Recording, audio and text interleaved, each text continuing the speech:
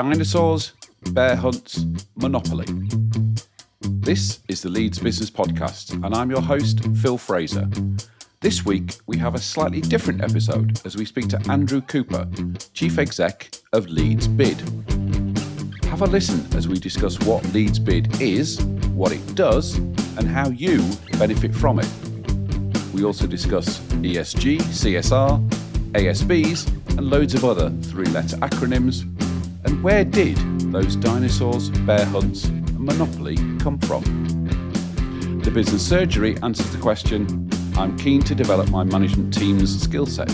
What areas do I need to look at in terms of leadership training? Before we start, I have one simple request. Please hit the follow or subscribe button on the app that you're listening on. Okay, so let's get into what is a really educational episode. On today's Leeds Business Podcast, I am delighted to have with me Andrew Cooper, Chief Exec of LeedsBID. Good morning, Andrew. Good morning, Phil. Thanks for having me on today. It's a pleasure. Now, before we start, give us a 30-second explanation as to what LeedsBID is. LeedsBID, well, often people say to me, what are you bidding for? And it's actual fact, the initials stand for Business Improvement District, the middle initial being the key one for business. People want to see improvement. There are 343 business improvement districts in the United Kingdom. They started 20 years ago. They're not-for-profit, non-political organisations that are established to serve the community in which they are located. And in Leeds, we have the largest multi-sector business improvement district out of London. Started in 2015, so it's 10 years old this year. And we're here to serve the businesses in LS1, LS2, and now south of the river with a few more extra postcodes as well. That's a summary in a nutshell. Brilliant. Okay, and I have to admit that when I first came across LeedsBID, I thought, what are we bidding for? Is it City of Culture or whatever? So I fall into that trap as well. We'll talk about LeedsBID a bit later on, but I wanted to sort of dig into your career because I had a nosy around LinkedIn, and you've been in this sort of thing for quite a long time. Yeah, I started 20 years ago doing town partnerships. It was basically partnerships between, you've got statutory local government on one hand, you've got business on the other, and what's the mechanism in between that brings them together? And partnerships started in the early sort of 90s, when high streets were starting to decline, when business was saying we need to get together and do something about that. And my background prior to doing that role was working for a retailer, a retail chemist, Boots the chemist, and therefore high streets were incredibly important to their business model. So I was on the other side of the fence in terms of giving money away in that whole ESG, CSR agenda. So that's how I got involved in partnerships, which then evolved in 2003 when the Business Improvement District regulations started to come in 2004. So they changed from a voluntary mechanism of people just doing good and giving money to something that was more formalised in terms of how businesses can work collaboratively together to enhance and better the place that they serve.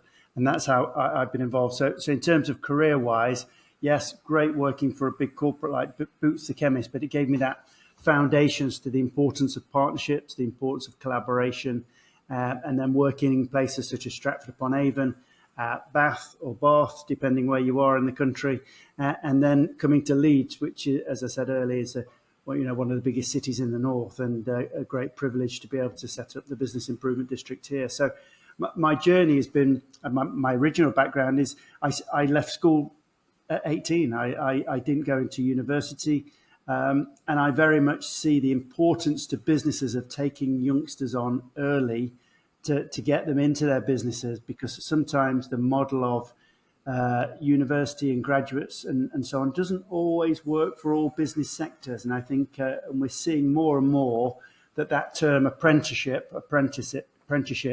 is not just the bricklayer and the plumber and historically, in my day and age, it was perceived as the educational dropouts. That's not the case. We're seeing the importance of getting youngsters involved, and it's a great passion of mine in terms of saying there is a different way for smaller businesses to think about how they engage with educational establishments and how they tap into the workforce to get youngsters when they're young and mould them and bring them into an industry. And that's what happened to me. And then I did all my education after that in terms of university degrees and transport and qualifications and so on. So I think that's really important for smaller businesses to think of more creative ways to get people interested into their industries. And that's part of my role now in the Business Improvement District as well. So that's a big passion for me. Okay.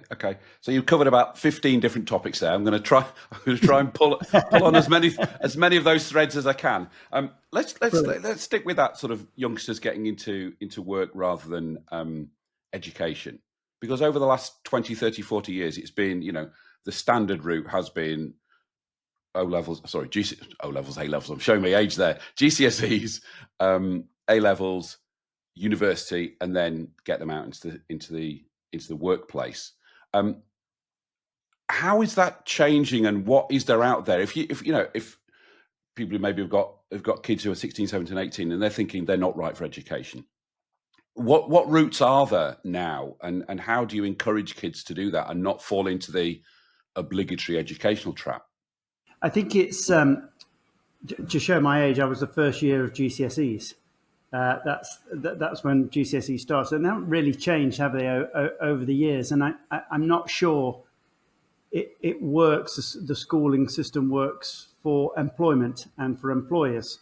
But in terms of the shift that I'm seeing is saying, how do employers vocalize what they need, and how do the educational establishments support that? So I have a management trainee at the moment working with Arden University, which are based in Leeds. So she's doing the course that's supporting alongside her work. And I think that you get a sort of more rounded individual, I think, in terms of supporting the workforce.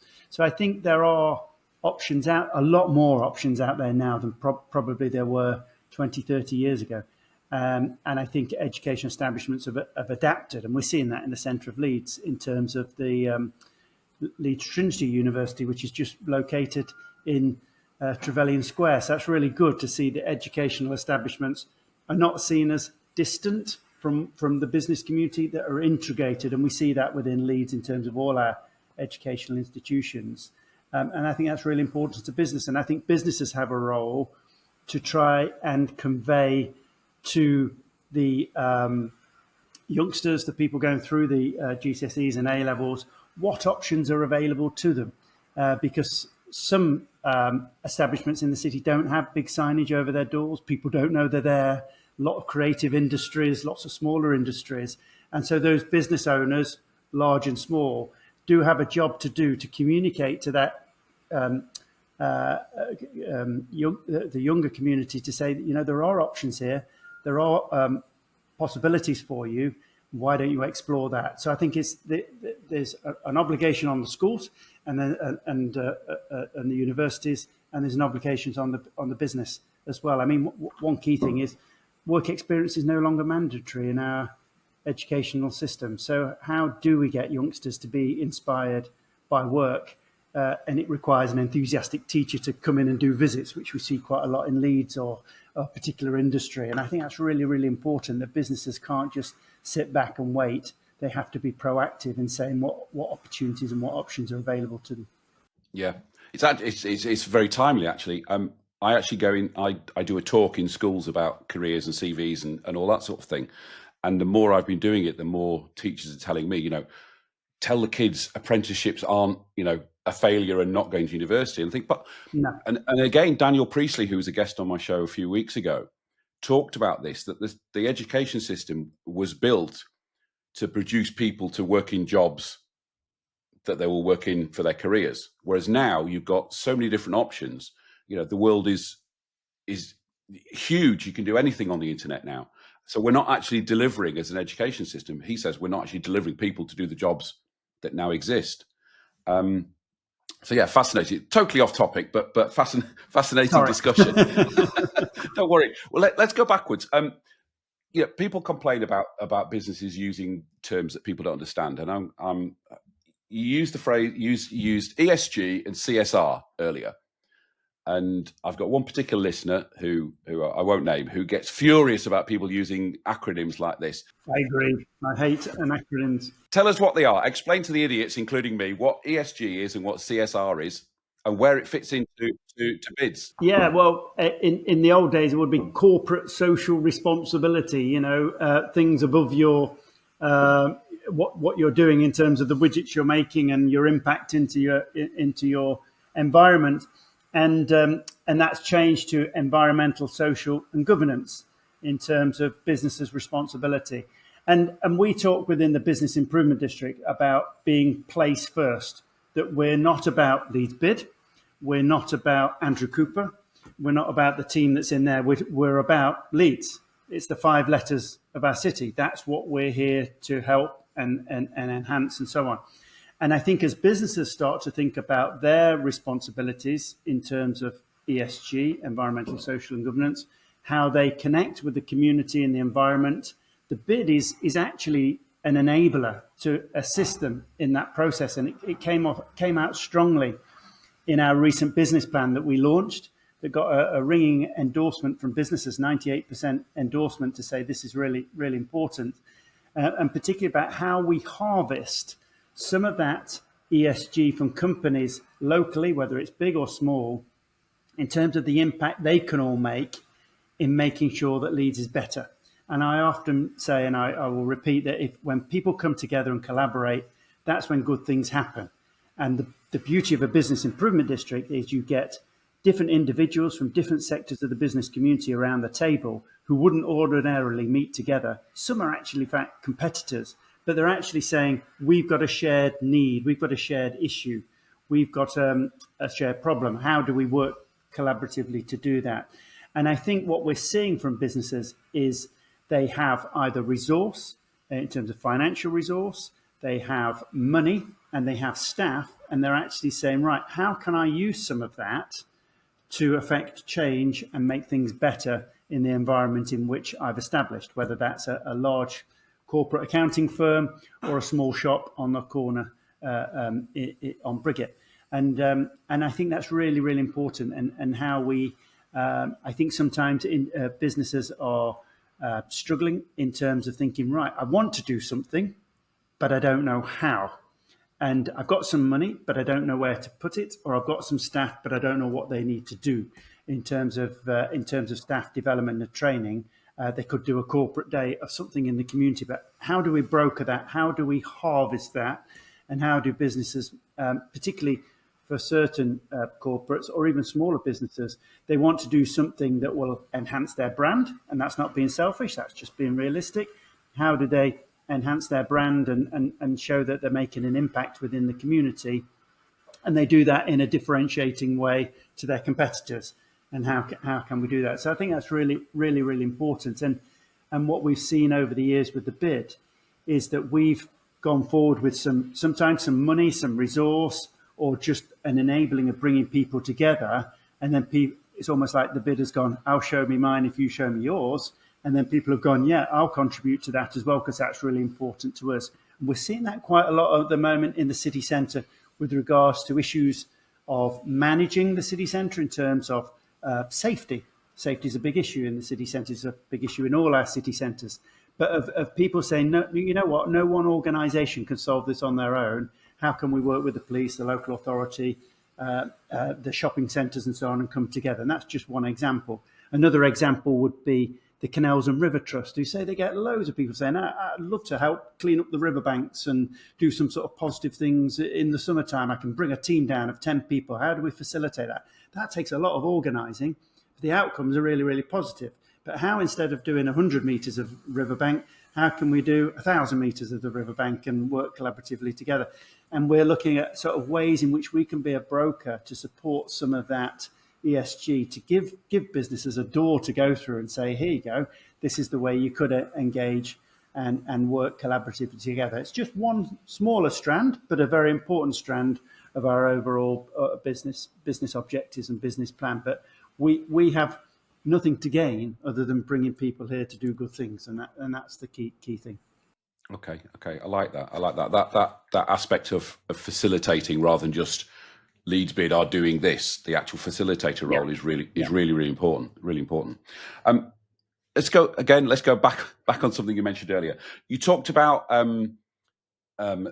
bid regulations and obviously that changed the landscape of this thing. Just give us, for those who don't know, and I include myself in that, just talk us through the sort of political situation. How did all that come about, what it meant, and all that sort of stuff. So business improvement districts have cross-party support. They're not a political entity. They're there to serve the places. So you can have the technical side of it is you define a geographical area. So for us, that's the city centre. It could be a trading estate. It could be a small high street, depending where you are in the country. So you define a geographical area. You say to those businesses in that area, look, we want to seek improvement. We're going to put together a business plan and we're going to vote on that business plan. And for us in Leeds, businesses that have a rateable value of 60,000 or above pay a levy, and that's 1.9%. And the law states that the council have to collect that levy. That levy comes in and then has to be spent on the projects that the businesses have voted upon. So unlike a conventional election where you're voting for an alternative, the alternative for a business improvement district is to do nothing. You either vote for doing something or vote for doing nothing. And so it's a no-brainer, isn't it? Because we sort of think, if we all contribute, if everyone pays, everyone plays, everyone benefits, and that's the whole model. So within Leeds, there's 1,021 businesses who fall into that category, who are above the 60,000. It's been voted through that they will pay a levy. That levy gets collected, as I say, by a local authority, passed on to the Business Improvement District, which is overseen by a board of directors who are unremunerated and basically are there to represent their different business sectors. And they're saying to Andrew, don't forget our sector, don't forget our sector, don't forget your business plan and deliver what you say you're going to deliver. And we don't have to have an audit, but we audit all our work in terms of our money. So businesses can turn around and say, yeah, you are doing what you said you were going to do. And that's the principal model of a business improvement district. So the Local Government Act of 2003, the Business Improvement District Act 2004 has cross-party support. It hasn't been changed for 20 years. There's an argument that it needs updating and refreshing. So it's not a political football. People realise the role of bids in terms of being that business voice and being that go-to organisation that is not just a voice, but it's actually got resource and money to make things happen. And we saw that during the pandemic significantly when we were trying to get the high street back on its feet and the hospitality and leisure industry. And people then saw the value of having an organisation that's really close to its business community in terms of understanding who is the manager of that shop or that business or that organisation, and we're the door to go through for that. Okay. We'll come back to the pandemic again. I'm sort of going backwards, but every time you say something, I'm writing notes here. Go quick. I must. You mentioned you used a phrase, managing the city centre. Yep. And it's quite odd because it's obviously it's an amorphous thing. Who manages the city centre? Who manages Leeds City Centre? Is it the council? Is it the BID? How does it work? It's so in most places. I started my life as a town manager, and 20 years ago when I left Boots, and in the place that I worked at the time, there were 3 levels of local authority, and they said town, district, county, and they said, right, we need one person who can be the conductor for this place, so that we all sort of agree between us, memorandum of understanding, that we're going to have these events and we're going to keep the streets clean and we're going to do these initiatives, and that's what it's going to go through. When business improvement districts came along, there was a formalisation around that. Some areas said, right, we're going to get rid of our town managers and we're just going to have one organisation as a BID, and in some cities they have an overriding organisation or a destination organisation. And for Leeds, we didn't have anything. We just had the local authority. And Leeds was very late to the table. We were the 200th business improvement district in the UK. The only big cities that came after Leeds was Leicester, Belfast. We were quite late to the table. And so Leeds had a local authority with a city centre manager. That person still exists. but they work alongside the BID in terms of curating the spaces and working with the BID. So we sort of say, this is what we're going to do. This is what your statutory obligations are as a local authority. And a BID has to have something called a baseline agreement, which is a definition of baseline services within an area that the local authority has to provide. So the BID cannot fund statutory services. What it can do is work collaboratively to where there are shortfalls and issues, which there often are, and work in a grown-up way to say, well, we've got this issue, how do we work collaboratively to solve that? A good example of that is cleaning. So when the BID first came along, the priority from businesses was saying, the spaces between our buildings, how do we ensure they're clean? How do we ensure that there's graffiti is removed? How do we make sure that these hotspots that we have in the city centre where there are issues with homeless or vulnerable people, how do we work on that together? And it comes back to the point that no one organisation can solve that on their own. So we know what the baseline is, what the council should be doing. We said we were going to put a ranger team on, which works 7 days a week. They do deep cleaning. They clean the equivalent of the inner ring road 8 times a year just in LS1, just keeping the streets cleaned and jet washed. And they've done, in the last 10 years, 23,000 hotspots.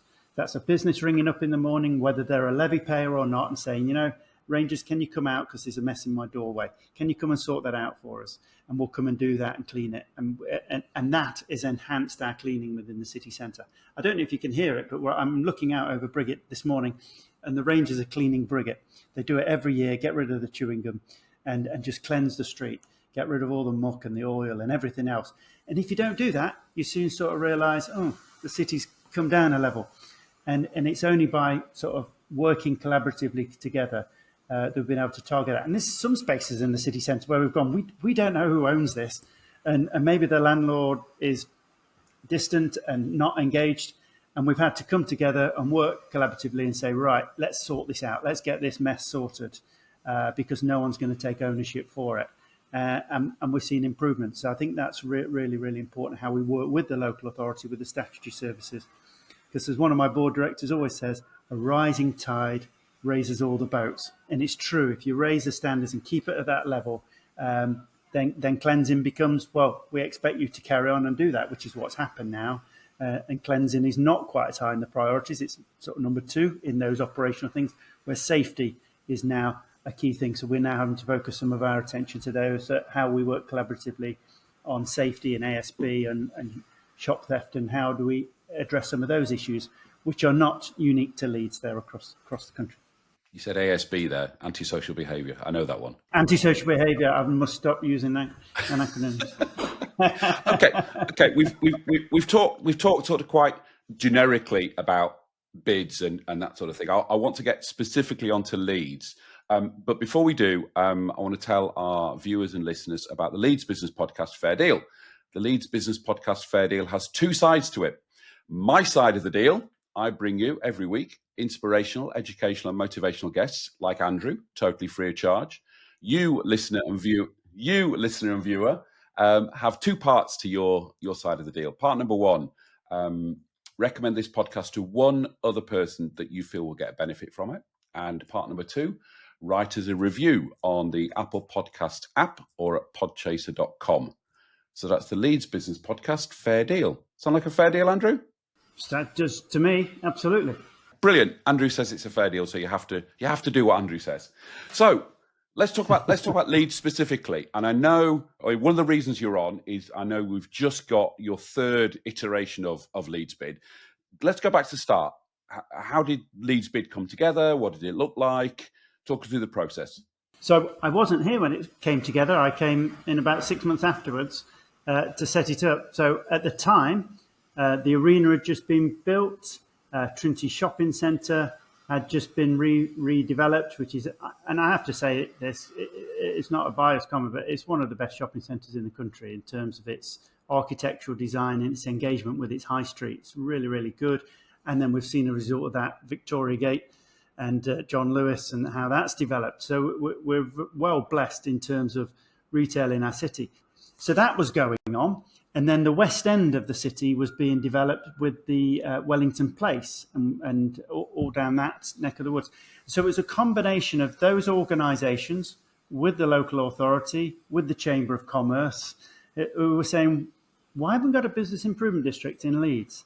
And they put a steering group together, which included a lot of lawyers and legal firms who were saying, we want to attract the right quality of staff to Leeds. We need to think about a business improvement district. And they started to formulate a plan of putting a business plan together, and it went for vote in February 2015, and it got a resounding yes. And that's when the bid started. So it was it started as a result of that sort of catalyst of different things that were happening in the city centre and different organisations saying we need to work together. How do we pull ourselves together to have a cohesive voice and to make stuff happen, rather than just a sort of informal partnership basis, which is what, as I mentioned earlier, has happened elsewhere in the country and in Leeds, and wasn't always successful, I'm afraid to say, in Leeds. So therefore, the bid was gave some framework and representation and the building blocks for that to happen. And as you say, a bid has to have a term of office, so businesses can actually stop and reflect and see if it's doing what it said it should do. And that finished in 2019, the first term, and then went into the second term, which included the challenges of the pandemic. We've delivered on our business plan, and businesses have now voted for our next term. So it's just a sort of stopgap, just to sort of give businesses the opportunity to say, do we want to tweak things? Do we want to change things? Still the same mandate of doing something or doing nothing. And we would say that as bids get more established, like in the United States, which is where bids came from, started in Canada, came down into America, their periods of service are longer because as they become more established, people sort of get to know what they're doing. Whereas in the UK, it's 5 years, whether you're Basingstoke bid or whether you're Birmingham bid. It's the same period of time that the law states. So we would challenge that now and say, I think it's time for review, because you can spend a lot of time focusing on evangelizing and telling people to vote rather than focusing on the cold face of activity that is needed. And I think there's that challenge. So yeah, that's the bit. Let's talk about some specifics. You mentioned the pandemic. So how did that affect the bid, and what did the bid do to alleviate that, if you can say alleviate? I think we were all challenged, weren't we, from the pandemic, with the regulations and the government and everything else in terms of the tiering system and what we could and couldn't do. And the high street in particular was affected because workers stayed at home. Shopping centres didn't know whether they were coming or going in terms of putting stickers on the ground and traffic light systems and so on. When you look back at it, you think, what a nightmare it was. And I think what the bid was able to do is that we had that connection with the business community. We were a big conduit for communication. We created something called Welcome Back to Leeds. So we did a podcast every week, a live, like we're doing now, just to let businesses know what was happening, because that was half the battle. And sharing of information was really critical in terms of businesses who were competitors would actually say, right, how do we work together on this? Is there some economies of scale? BID, can you do that for us? And then what we found with the local authority and some of the grants and supporting businesses and getting them back on their feet, they were using the BID as an enabler and as a conduit for some of that grant money, and also a conduit for some of those conversations in terms of things like the outdoor seating licenses for businesses who wanted to sort of, be safe environments and grow their space during the pandemic. And what we've seen with some of that, which I think is really, really good, is that some of those businesses have kept it. So if you had a small cafe with 30 covers and they've got 20 outside spaces, they've got 50 covers now, and they've gone, we're going to keep this because it's good for my business. And they've been able to employ more people and so on. So their thinking has changed as a result of it. So I think there's some learnings from the pandemic. But yeah, from a bid perspective, our challenge was that the office sector stayed away. We then couldn't communicate with people who weren't in their buildings, and that affected our levy collection, because obviously it wasn't the fact that people didn't want to pay their levy. It was just the fact that the mechanisms around it were not set up for a pandemic. So we were like any other businesses struggling for that. I had to furlough staff, and I had to take loans out in order to bridge that gap. But the BID was a real conduit. The other thing we did, we had a function called the Engine Room at City Exchange, which is on Albion Street, above Trinity. It's now being refurbished with Land Securities who are refurbishing that. And what we did, that training space that we had for businesses, we just gave it over to all the street teams in the city centre. It was a big space. It was nice and airy, and all the sort of COVID regulations. And so different teams within the city centre who historically hadn't cross-pollinated were all of a sudden cross-pollinating because they had to, because we were in the middle of a crisis. And some of that stuck afterwards in terms of those cultures and those environments, particularly around the street support team that we hosted, who were dealing with vulnerable people who had to be put into hotels and so on during the pandemic. So I think while we want to blanket from our minds some of the nightmare of the pandemic and the different regulations and the Boris briefings and all that sort of stuff, I do believe there were some good things that came from it in terms of people working together because they were forced to, but some of those relationships have carried on afterwards, and the BID being an enabler in that process. And I've definitely seen that within the shopping centres within the city, some of the landlords and the office sector as they came back. And I think our office sector were a bit more, what's the term? They didn't sort of shut all their offices and reduce their floor space as quickly as maybe as some other places did. I mean, we saw London suffer, didn't we? Probably more so than Leeds. So I think our office sector bounced back a lot quicker and better than other places. And it's great that there has been a benefit from what happened during the pandemic. Yeah. Now you've talked about things like safety in the city centre. You've talked about cleaning. Let's talk about the exciting stuff. I want to talk Dinosaurs and Monopoly. Oh, Monopoly! These are the really high profile things. And obviously one of the things Leeds BID is trying to do is to encourage people, not only workers but shoppers and visitors, to come to the city. So talk to me about Monopoly, talk to me about dinosaurs and everything else. Absolutely, happy to do that. So in order to get your listeners thinking about the sort of three areas, what does the BID do? All that operational stuff that you've talked about, the clean, safe and friendly, comes in the welcoming part of our business plan. The middle bit is all about inspirational events and activities, which we can talk dinosaurs, Monopoly and so on. And then the third area is about being ambitious and thinking about future-proofing the city, some of that ESG agenda, environmental, social governance and other things. So in terms of inspirational events, events drive footfall into the city centre, but we don't want to just do events that every other city does. How do we create events that are unique to Leeds, that we think about putting the place first? And Monopoly is a great example because we had the idea 2 years ago. And the history of Monopoly is that it was created in America, but the license came to Victor Watson, who ran the Waddington's factory in Leeds. And there's a whole history around Monopoly and Leeds and so on. And we said, wouldn't it be good if we did an actual Monopoly takeover of the city centre? Everyone thought a bit mad, but it plays to our strengths. There's some history there. There's some relevance to current things. Monopoly's still a popular board game and so on. And so we put this to the vice president of Hasbro, who sort of said, I like the idea. And he liked the idea because we'd done the dinosaurs. So the dinosaurs were the 12 animatronic dinosaurs, Jurassic Trail, kids moving people around the city centre, kids, families, grown-up kids like me who like dinosaurs.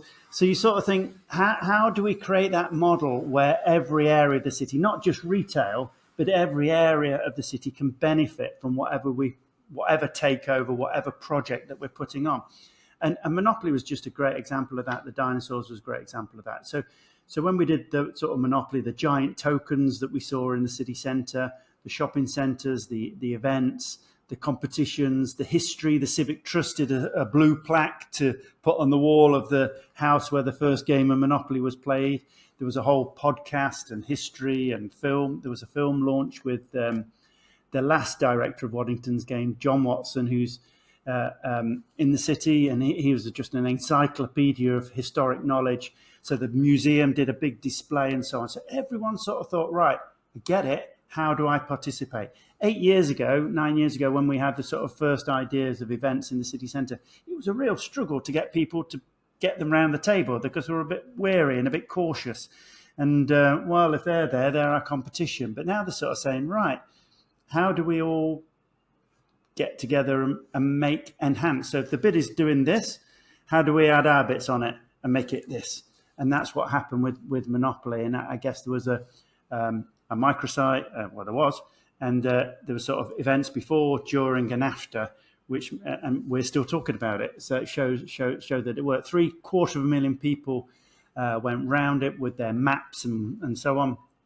And we estimate about a £6.6 million spend into the city centre that wouldn't have happened had it not been for the trail.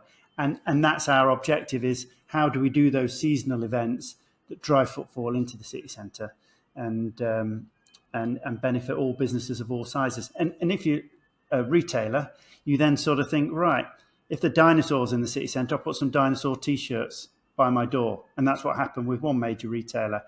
Some of the toy retailers in the city centre then did their versions of Monopoly and built on that, and others did games and competitions or prizes. And how do you get into it?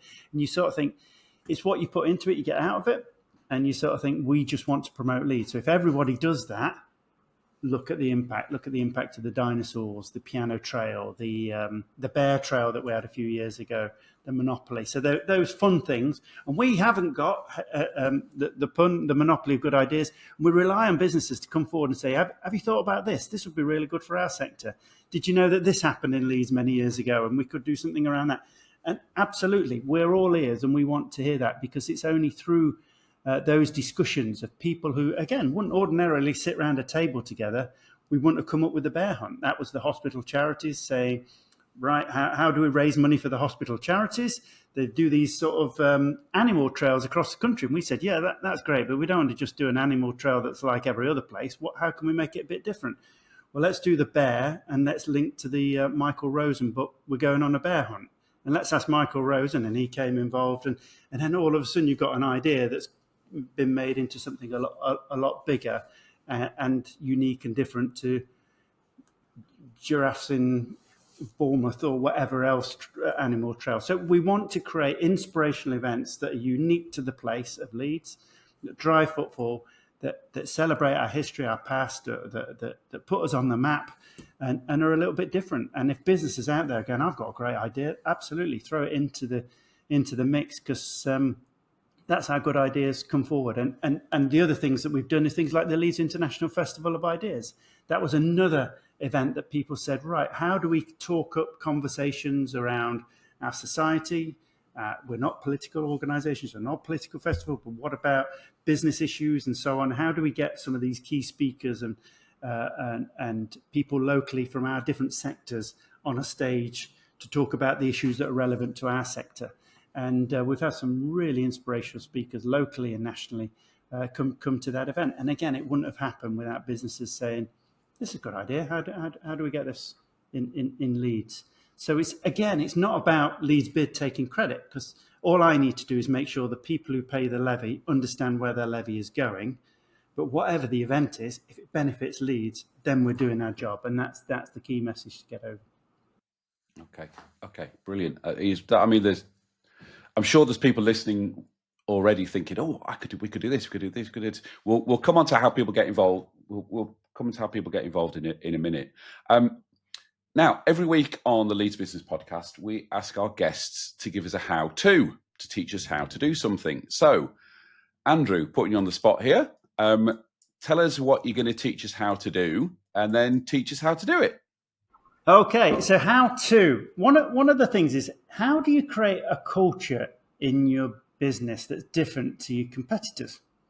And a friend of mine recently said to me, he said, the only, particularly post-pandemic, and this is a legal profession, so I won't name names, but they said the only differentiating factor from the culture of my organisation to the competitor was what laptop I had, because there was no culture in their organisation. In terms of, it was a very stale environment, a lot of people working from home, a lot of people feeling disconnected. And sometimes you need to jizz that up in terms of, right, what we're going to do, how are you going to bring people together? I mean, we saw that, didn't we, of people having budgets for pizza to get people into the office on a Friday so they could all sort of chat and talk.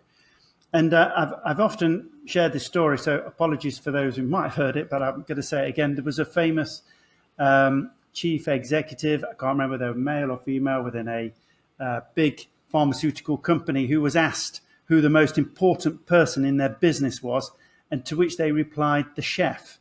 And everyone thought that was a bit of a strange answer, because they've got all these boffins in the laboratories doing work on cancer and all sorts of stuff, and the comment was the chef, and the point that they were trying to make was that if the chef is on his or her day, the food is really good, and people come out their offices, share and talk, and then they start, that culture generates the good ideas. And I think within any organization, we sort of see, well, what's the culture that you're trying to create in order to generate good ideas, that people feel part of it, that it isn't a hierarchical, although there has to be hierarchy within a business, but how do you harness some of that energy that isn't just, here's your laptop and here's the quiz night that we do once a year. And I suppose, how do you create that culture is the challenge.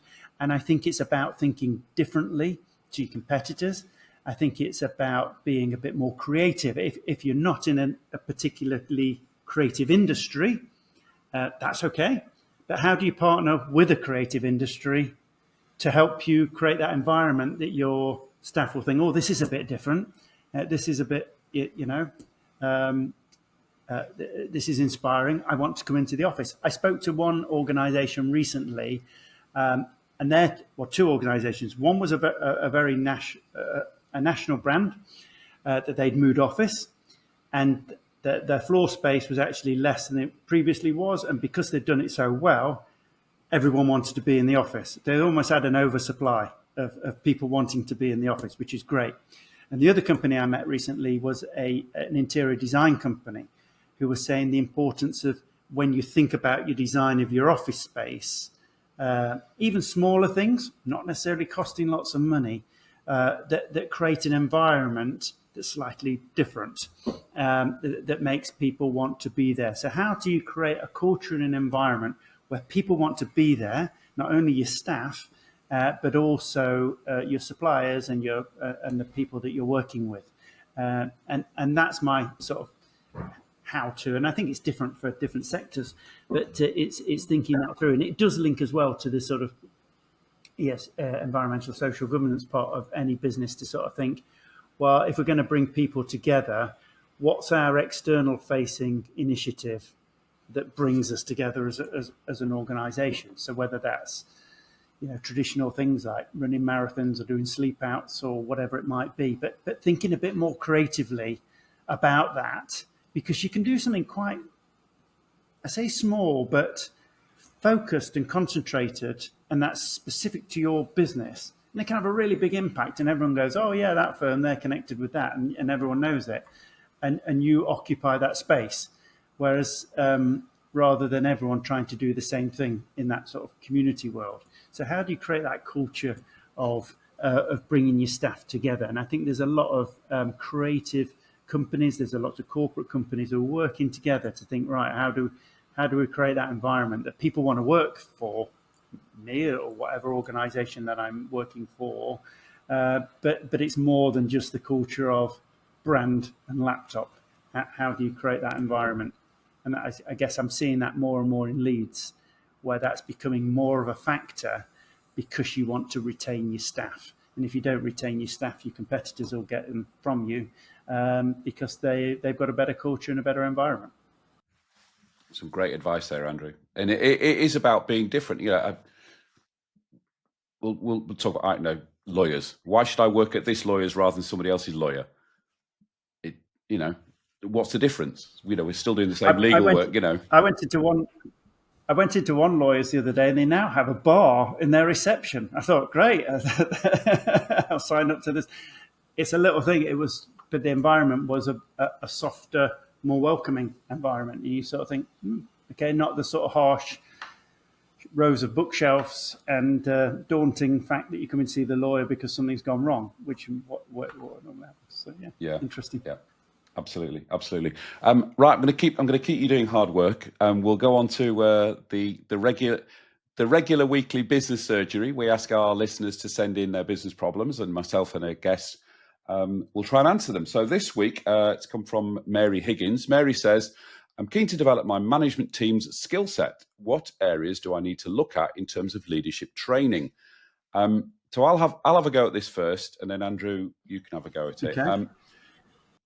I have to say this is a huge topic, and it depends on the business sector, all that sort of thing. But I think conceptually, there are certain things, as you get promoted into management, that you have to do that you don't do maybe in your previous job or role. And they're the areas that I think need most training, are things like delegation, building trust and respect, being able to coach and develop people under you, which previously maybe you haven't done as a leader. Basic communication skills. There are a lot of managers I see out there who, do not have those basic communication skills. And then you've got broader things like time management. It's not, if you're a leader of a team, you're not just doing your job, you're spending time helping other people do their jobs as well. And all of those things, I think, build into leadership and management. But as I say, huge topic. Andrew, your thoughts?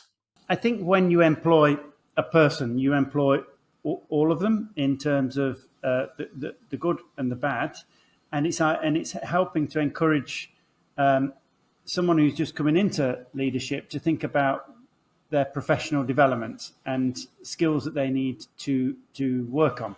And I would always say there's the sort of tasks that you expect them to do as their job, whatever their job might be.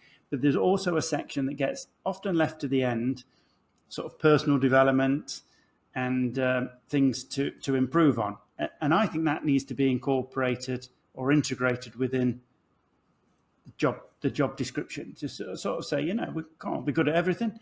Here's something that I've not learned before, so I need more skills. I need enhancement. I need some training on it, and that can happen internally or it can happen externally. And what I tend to do is say to my staff, let's look at 3 areas where you need to bolster some skills. Now that could be sending them on a training course. Great. If you've got a training budget, that's good. If you haven't got a training budget and you're thinking, I'm in the centre of Leeds and I need to send them on a first aid course, we do lots of training in Leeds BID. We have an Eventbrite page for businesses who pay the levy, and those businesses define some of those training and say, Andrew, can you put a course on at the moment, conflict management for the hospitality sector? So we did that, 40 people turn up. So again, people can get in touch and say, this would be really good for our sector. Can you put that training on for us? The other area is about, for leadership, is taking your staff out of their business and putting them in somewhere else. Now that can be a sort of buddy. So find someone else within another business who isn't a threat or a competitor, who you could just meet up with. Now, some banks do this in terms of like a business development person, which is quite good for your financial stuff. But sometimes it's just having that external coach. There's lots of different free and paid for services out there, but it could be just doing a networking event. And I say, Phil, do you want to meet up for lunch every so often? Because I'm really not into the media stuff and I want to learn about that. And you're saying, oh, Andrew, I want to learn about city centre business. So it doesn't always have to be wrapped up in formalities. But I often then encourage some of my staff, and I think, again, back to the environmental social governance, where some organisations say, right, go and sit on a board, be a school governor, be, once a quarter, go and sit on a charity board or something like that, or help with a school. Or, I think there's lots of skills there that can give your staff a boost, which don't actually cost anything. But you can give a bit of time and you think, well, that's going to help that particular individual develop their leadership skills. So I think there's an element of paid for stuff. There's a lot of free stuff out there. There's some sort of peer-to-peer stuff. And then there's some external things that I think businesses can do. And I think sometimes it's just asking and being in the right circles to ask as well sometimes. But we've got social media and LinkedIn and things like that. There often I see lots of opportunities for non-executive directors and opportunities to get into different industries. Yeah, selfishly, people think, well, I'm there because I want to get something out of that, or maybe promote my business. But sometimes it's about making those connections, which can go a long way, and doing something, back to our previous point, a bit more creatively than what others might be doing. So you sort of think, maybe start something new for your particular industry or sector. There's some great stuff in there, Andrew. That's you've mentioned it a few times now, thinking creatively. There's some great areas where people can get leadership training, and I'm using speech marks there, that isn't training, as it were. So that's some great advice. Mary, I hope that helped. And if anybody else has got a business problem they want solving by me and a future guest, drop me an email at phil@leedsbusinesspodcast.com, and we'll try and solve it for you. Now, we've talked lots and lots and lots about LeedsBID. If you're not one of those companies that's levied, how do companies get involved? Give us the sale now, Andrew. How do you get involved? Okay. So you're right. Those businesses that pay the levy get the services, but we're not churlish enough, as we're cleaning Briggett today, to go, well, you've paid, you haven't, so we're not. You just stop at shop. You just stop at that shop. You just stop at that shop. You've not paid a levy, so we're not cleaning your square outside Briggett. So we're not churlish like that. But then businesses realise the impact that we're having, and say, how can we get involved? And so some businesses do give us a voluntary levy. So they actually say, we want to pay. We're not mandated to pay, but we'd like to give a contribution. That's really good. Others get involved in terms of specific projects, or that might be akin to their industry, and say, we want to sponsor that. We want to get involved. Want to give some money, some time, some resource. That's great. They can connect with us through, obviously, all the social media platforms. So our LeedsBID is our business-to-business area, so you can find all our projects on there. Welcome to Leeds is our external-facing brand. So it does what it says on the tin. We want to welcome people to our city. You see it as you come through the train station. We've got various people who are ambassadors for that, who have done podcasts and films. And so your industry, your business might be doing something, and we just want to let the other businesses know, well, that's the place to put it. It's free. Just put it through there. We do a monthly newsletter. We let people know what's happening in the city. We're not trying to sell anyone anything. We're just trying to let people know what's happening, both the sort of positive events that you've mentioned to the sort of practical aspects of, or did you know these roadworks are happening and this is an issue, and so on. So that's welcome to leeds.co.uk. So they're the sort of two areas. If people have ideas, they can email us at inquiry@leedsbid.co.uk or get involved. I mean, we advertise positions on our board and through our steering groups and our various working groups.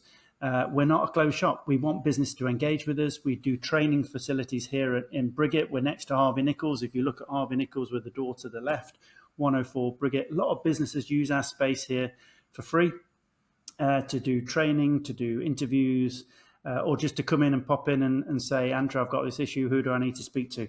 And the team here will happily help with that. So there's lots of different ways to engage with LeedsBID. There's a sort of, I don't know whether it's a Leeds thing. You might be able to comment on this, Phil. But sometimes there's a bit of suspicion, and it's like, it's free. You're here for the businesses. Where do? And it's like, yeah, there is no catch. The Business Improvement District is here to help businesses improve and to help Leeds improve, and there is no catch. And businesses it's taken probably 10 years for people 8 years to sort of get that, and to sort of see, you are what you say you are on the tin. You are not for profit. You are not political. You're here to help and serve us. And so if we can serve and help businesses in any way, that's what we're established to do. And sometimes it's just making a connection or an email or joining up the dots. And I think sometimes when that happens, back to the chef example, that's when the magic happens, and that's when the ideas happen. And I think if businesses start to communicate and work together, and the BID can facilitate that, and that's when good things happen. So yeah, lots of different ways to engage with the BID. Long answer. Sorry. That's great. That's great. And all those contact details and all those websites will be in the show notes below. So anybody who didn't catch that while Andrew was speaking, it's there. One final question for you, Andrew. We ask all our guests to give another Leeds business a shout out. So who are you going to give a shout out to? This is really hard because everyone's going to say to me, Andrew, there's 1,021 businesses or whatever that you represent. So I think there's one business called Vicinity. It used to be called Solomon. They used to be based in Platform. I think they've now moved out of there. And we helped in terms of creating a software package. And I think they developed that for us, and it's now used by over 100 bids in the United Kingdom. And I think the reason I say that is because there's so much creativity in Leeds. There's so many smaller companies that are the backbone of supporting the larger companies in terms of their creativity. Companies like Vicinity, like Rabbit Hole, like Zeal in Blackpool. I think they've recently moved a marketing firm.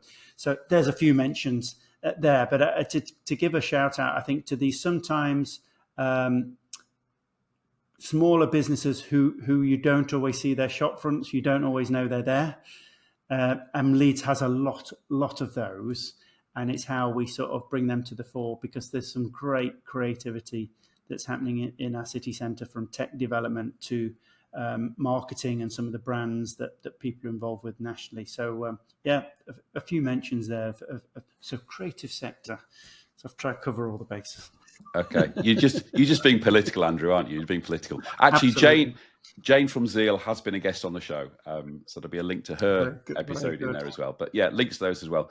Andrew, it's been really, really educational. I hope our listeners know a little bit more about LeedsBID now, and hopefully some of them will get involved. So thank you very much indeed. Thanks for having me on, Phil. Appreciate it. Enjoyed it. Thanks. I hope that you enjoyed this episode. Make sure you hit the follow button so every new episode gets sent straight to your phone.